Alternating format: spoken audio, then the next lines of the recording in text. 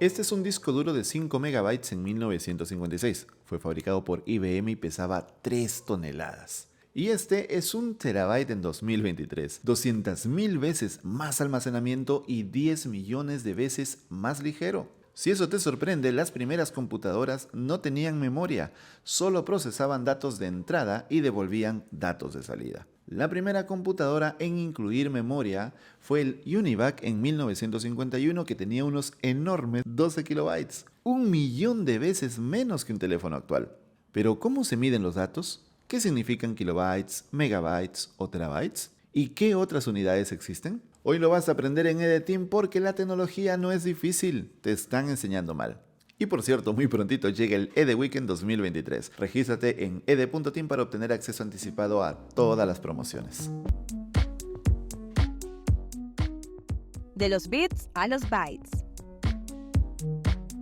Como debes saber o deberías, las computadoras solo entienden ceros y unos, el famoso código binario que te explicamos en este video. Para resumir, todo lo que haces en una computadora tiene que ser convertido a ceros y unos para ser procesado. Esto llevó a definir la unidad básica de la información, el bit, cuyo nombre proviene de Binary Digit, término acuñado por John Tukey en 1948. Un bit solo puede ser 0 o 1, no puede ser la letra A, el número 5 o un signo de interrogación. Entonces, ¿cómo le hacemos para representar estos símbolos que son básicos para la comunicación si el bit no es capaz? La respuesta es agrupar varios bits en una nueva unidad llamada byte, que ya no tiene solo 2 valores, sino 2 elevado a la cantidad de bits. Por ejemplo, un byte de 4 bits tendría 2 a la 4, 16 valores. Un byte de 5 bits, 2 a la 5, 32 valores. Un byte de 6 bits, 2 a la 6, 64 valores.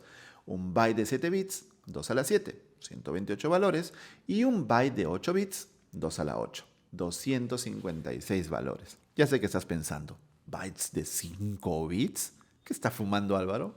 Pues sí, recuerda que estamos a finales de la década de 1940 y que hasta la década del 60 no había un estándar casi para nada y cada computadora funcionaba a su modo, sin compatibilidad entre ellas, así que cada fabricante implementaba los bytes a su manera. En 1963 se definió un estándar que marcó un hito, ASCII o American Standard Code for Information Interchange, que usaba 7 bits. Sí, escuchaste bien. 7 bits para representar 128 caracteres entre letras, números, símbolos y caracteres invisibles de control. Si alguna vez presionaste al 64 para escribir arroba, entonces usaste ASCII. Aunque ASCII fue ampliamente aceptado como un estándar para codificar los caracteres, varias compañías estaban usando bytes de 8 bits. Así que el byte de 8 bits se convirtió en estándar, los demás bytes desaparecieron y ASCII usó el octavo bit como bit de paridad.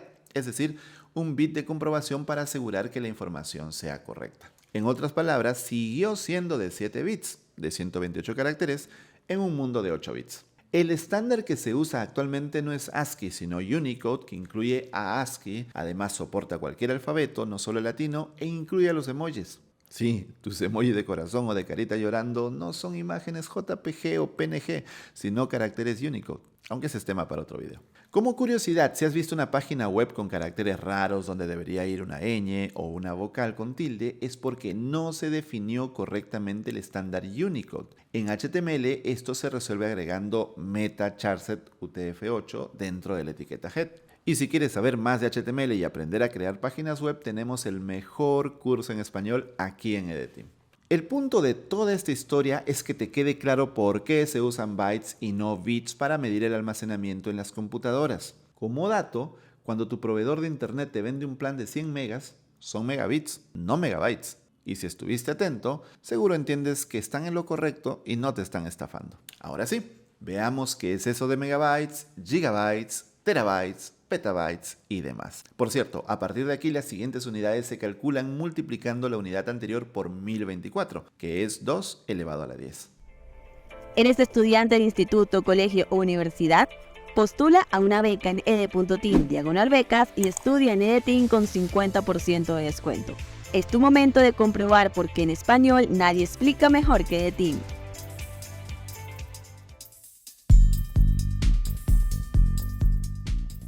Del kilobyte al terabyte.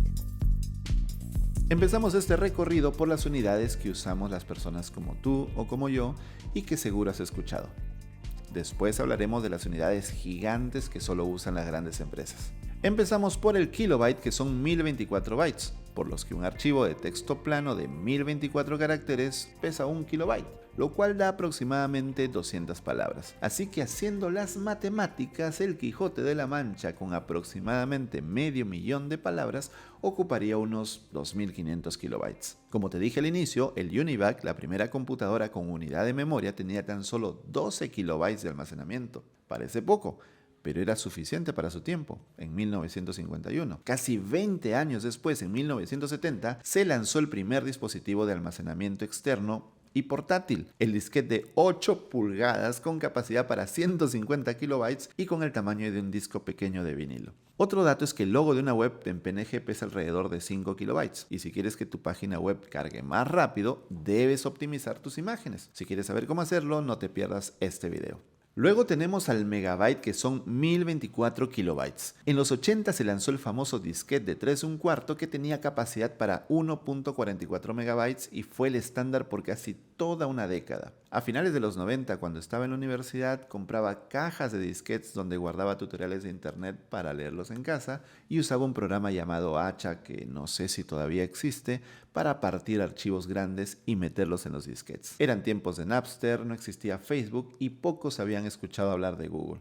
Una canción en MP3 pesaba entre 2 a 3 megabytes, así que no entraba en ningún disquete. En los 90 aparecieron los discos zip con capacidades de varios cientos de megas que dejaban en ridículo los 1.44 de los disquetes, pero eran caros y requerían comprar un lector externo, así que nunca los vi más que en fotos. Seguimos con el gigabyte, que son 1024 megabytes, y a finales de los 90 apareció una cantidad absurda de almacenamiento. Recuerdo que en el 2004 mi jefe llevaba una memoria USB de 256 megabytes colgada del cuello como signo de estatus. Había que tener mucho dinero para tener una de esas en aquel año. Pero hoy un gigabyte no alcanza casi para nada. Un video de The Team de 10 minutos listo para subir a YouTube en Full HD pesa 1 gigabyte, 4 gigabytes es en 4K.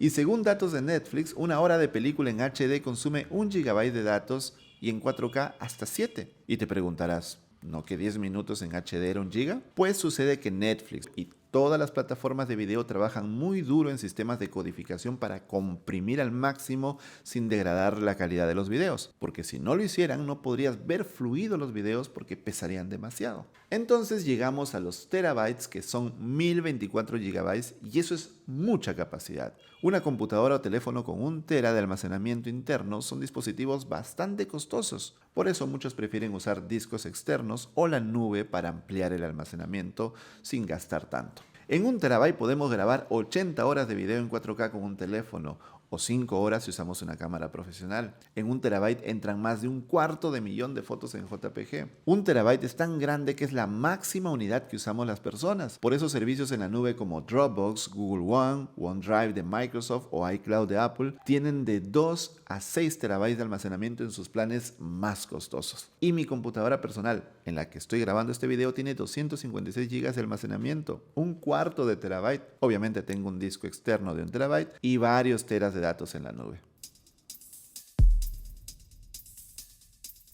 Del petabyte al infinito. A partir de aquí hablaremos de unidades tan grandes que se requieren de cantidades enormes de dinero y de poder de cómputo para trabajar con ellas, por lo que están reservadas para grandes empresas. Y comenzamos las grandes ligas con el petabyte, que son 1024 terabytes. Ningún ser humano en 2023 necesita 1 petabyte de almacenamiento, solo las grandes empresas.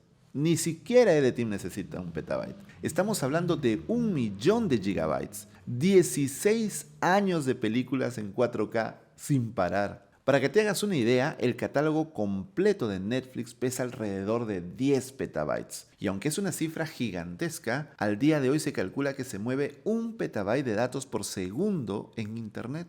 Sí, por segundo. La cantidad de datos que generamos incluso sin hacer nada, mientras nuestros dispositivos miden nuestro pulso o rastrean nuestra ubicación geográfica, es tan grande que entrenar a GPT-3 se estima que requirió de varios petabytes de datos, aunque la cifra exacta no es pública y quizás jamás se sepa, como el algoritmo de Google o la receta de Coca-Cola, que son secretos. La siguiente unidad es el exabyte, que son 1024 petabytes. Si consideramos que hay miles de millones de personas en el mundo usando redes sociales, viendo videos, haciendo transmisiones, enviándose mensajes, publicando información, además de sensores, Internet de las cosas y dispositivos que generan datos sin intervención humana, los petabytes no bastan para esa cantidad brutal de datos. Hace unos años, las grandes empresas como Google o Amazon movían datos a niveles de petabytes. Era impresionante, pero como ya te dije, los petabytes no bastan y ahora trabajan con exabytes. Como referencia, en un exabyte entran aproximadamente 140.000 películas de Netflix en 4K,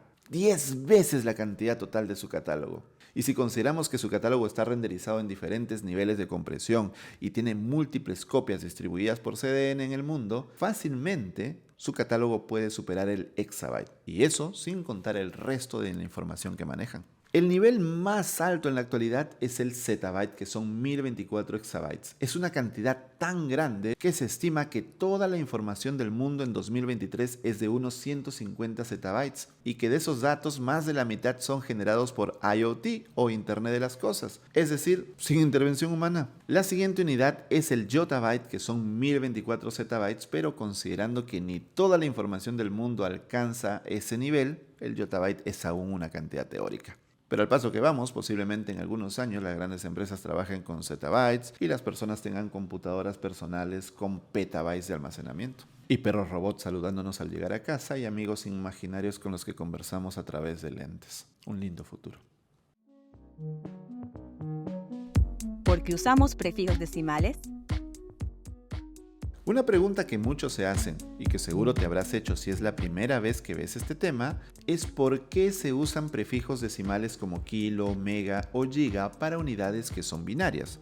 Por ejemplo, un kilobyte debería significar 1000 bytes, no 1024. ¿Por qué sucede esto? Para explicarlo, primero debemos recordar que a nosotros se nos hace más fácil contar y hacer cálculos en el sistema decimal, pero a las computadoras no, sino que prefieren el sistema binario de solo ceros y unos para sus cálculos. Si quieres saber a fondo el por qué, no te pierdas este video. El punto es que aunque los bits, ceros y unos, y los bytes, 8 bits, son unidades del sistema binario, para las siguientes unidades se tomaron prestados los prefijos del sistema decimal, o para ser exactos del Sistema Internacional, o SI, a falta de otros mejores. Para entenderlo mejor, la siguiente tabla muestra la equivalencia entre el sistema decimal y el binario. Como ves, en el sistema decimal las unidades van subiendo en potencias de 10, de 3 en 3, mientras que en el sistema binario las potencias son de 2, que suben de 10 en 10. En 1998, para evitar estas confusiones, la Comisión Electrónica Internacional, o IEC, definió un sistema de prefijos binarios para evitar la confusión con el Sistema Internacional, o SI, que se venía usando. Estos prefijos usan la sílaba bi, que representa bits, para identificarlos. Fíjate en la siguiente tabla. Un kilobyte en sistema internacional sería un kibibyte en binario. Un megabyte, un mebibyte. Un gigabyte, un gibibyte. Un terabyte, un tebibyte. Un petabyte, un pibyte. Las unidades en el sistema internacional se abrevian como KB, MB, GB, etc. Mientras que en el sistema binario se agrega una I minúscula como KIB, MIB, GIB. Ten en cuenta que para abreviar bytes se usa la B mayúscula y para bits la B minúscula. Así que MB no es lo mismo que MB con la B minúscula. ¿Recuerdas el ejemplo de los proveedores de Internet? Si nos ponemos estrictos, las unidades binarias son las correctas, pero en la práctica casi nadie las usa, más que en documentos científicos. ¿O has escuchado a alguien decir que tiene 16 GB de RAM en su computadora? Todo el mundo entiende el sistema internacional, así que no te hagas el especial corrigiendo al mundo que no se dice megabytes, sino mebibytes. Ya tenemos suficientes especiales corrigiendo que se dice biblioteca y no librería como para soportar a otros. De las pelotas de tenis hasta Júpiter.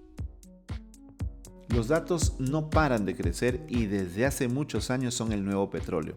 Primero porque las empresas usaban tus datos para espiarte y conocerte mejor que tú mismo y enviarte publicidad. Y ahora porque tus datos y los de todo el mundo se usan para entrenar modelos de inteligencia artificial. Si quieres saber cómo se entrenan a las computadoras con Machine Learning, no te pierdas este video. Para cerrar este video y para que tengas una idea del gigante volumen de datos, imagina que un byte es una pelota de tenis. ¿Lo tienes? Entonces, un kilobyte sería un refrigerador, un megabyte una piscina olímpica, 1 gigabyte, un rascacielos. 1 terabyte, una gran ciudad como Nueva York, pero repleta de rascacielos. 1 petabyte, un país mediano como Colombia, pero repleto de rascacielos. 1 zettabyte sería el doble del área total de la Tierra y 1 yottabyte sería Júpiter. Imagina una pelota de tenis comparada con Júpiter. Es monstruoso. Obviamente esas comparaciones no están medidas al milímetro, pero son aproximaciones que sirven para que te hagas una idea del tamaño impresionante de los datos. Ahora eres todo un experto en las unidades de almacenamiento de datos y cuando alguien te pregunte ¿cómo sabes todo eso? Respóndeles que lo aprendiste en Edeting.